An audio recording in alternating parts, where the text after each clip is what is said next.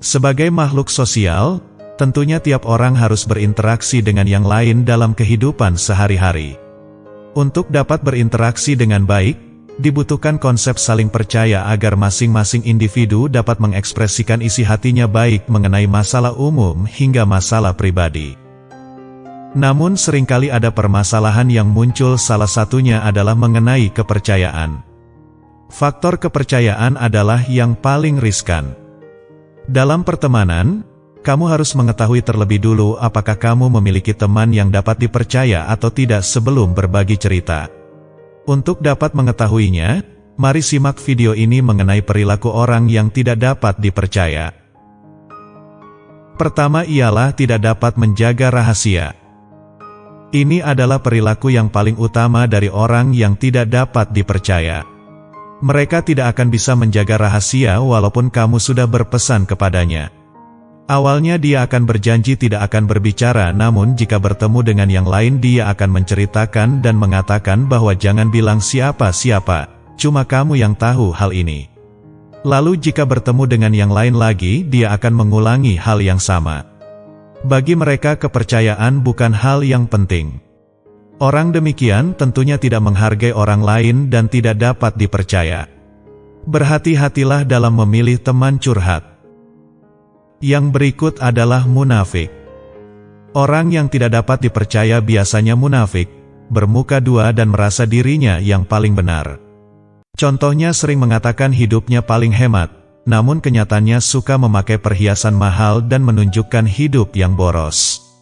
Contoh lainnya sering berkata dia tidak suka orang sombong, namun pada prakteknya sering memandang remeh orang lain, terutama orang yang di bawahnya. Apa yang dikatakan bertolak belakang dengan apa yang diperbuatnya. Ketiga adalah suka ingkar janji. Suka ingkar janji merupakan salah satu perilaku dari orang yang tidak dapat dipercaya.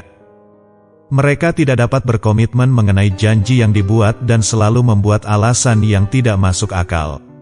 Dan juga, apabila ada pertemuan, mereka sering datang telat, tidak menghargai waktu orang lain dengan membuat orang menunggu. Perilaku keempat ialah tidak tahu diri. Orang yang demikian biasanya suka seenaknya memakai barang orang lain tanpa izin terlebih dahulu. Mereka sering melakukan hal-hal yang melanggar privasi. Contohnya meminjam ponsel dengan alasan darurat namun tanpa izin dan juga diam-diam mengecek chat dan sosial media kamu. Kelima ialah tidak jujur. Orang yang tidak dapat dipercaya memiliki sifat yang suka berbohong atau tidak jujur dan suka menyembunyikan sesuatu.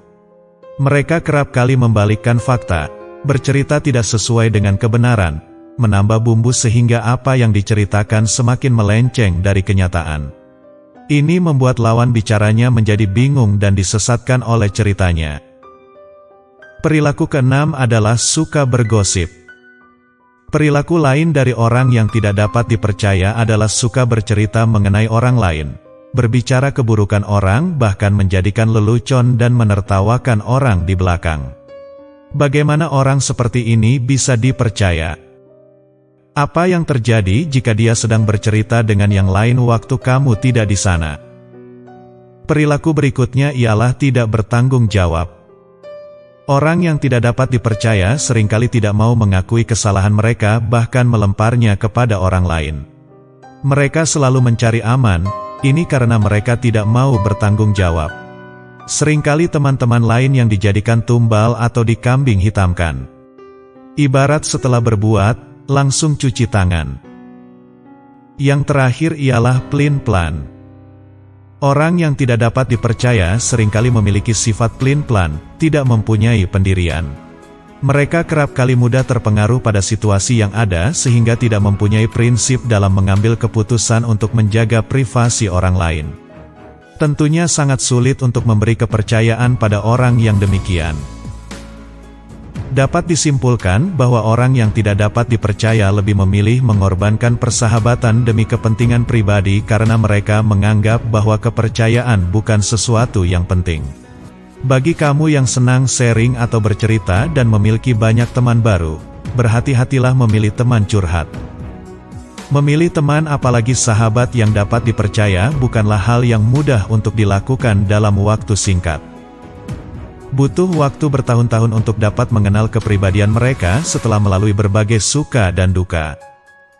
Dan juga, gunakan insting dan naluri untuk dapat membedakan mana teman yang dapat dipercaya dan mana yang tidak.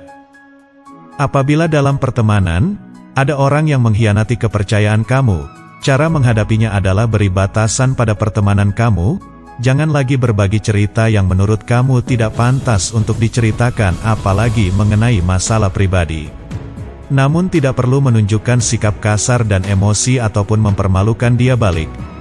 Tujuannya agar tidak ada faktor dendam di kemudian hari. Hidup akan sangat indah apabila tidak ada musuh. Terima kasih sudah menonton. Jangan lupa tinggalkan komentar di bawah. Subscribe video ini jika merasa bermanfaat. Sampai jumpa di video berikutnya.